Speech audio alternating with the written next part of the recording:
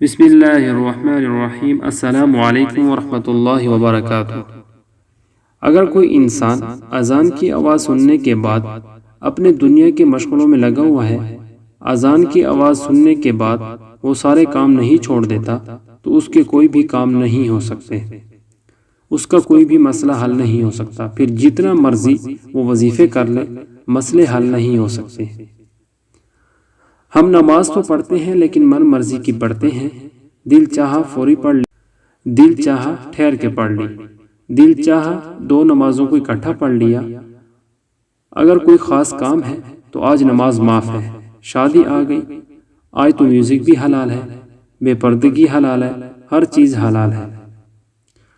میں تو نماز پڑھتا ہوں لیکن میرے مسئلے حل نہیں ہوتے۔ تو ان مسئلوں کو حل کرانے کے لیے آپ نے یہ وظیفہ کرنا ہے۔ انشاءاللہ اس وظیفے کے بعد آپ کے انشاءاللہ سارے کام حل ہو جائیں گے۔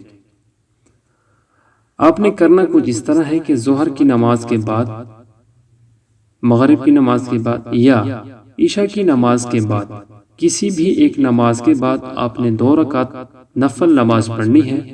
2 رکعت نماز صلاۃ الحاجت کی نیت سے پڑھنی ہے۔ اب آپ کو عمل بتاتے ہیں۔ آپ نے اول آخر 3 مرتبہ درود ابراہیمی پڑھنا ہے۔ آپ نے اللہ تعالیٰ کے 2 اسماء مبارک یا حسیب یا اللہ کو 11 مرتبہ پڑھنا ہے۔ اللہ رب العزت کا صفاتی نام ہے اور ایک ذاتی نام ہے۔ یا حسیب یا اللہ کو 11 مرتبہ پڑھنا ہے۔ اس کے بعد اللہ تعالیٰ کی عظمت اور بڑائی بیان کرنی ہے۔ اسے بیان کرتے ہوئے دعا کریں، یا اللہ آپ نے مجھے یہ نعمتیں دی، میں ان کا شکر گزار ہوں۔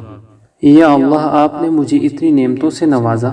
پھر کہے، یا اللہ ایک اور احسان فرما دیں، میرا یہ مسئلہ ہے آپ حل فرما دیں۔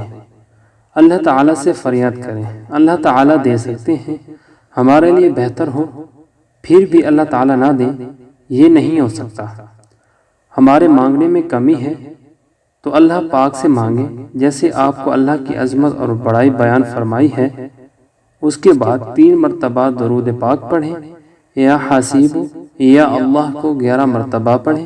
اس کے بعد یہ دعا کریں اور آخر میں پھر 3 مرتبہ درود پاک پڑھیں۔ بس اتنا سا عمل ہے۔ انشاءاللہ اس وظیفے کو کرنے سے آپ کے سارے مسئلے حل ہو جائیں گے۔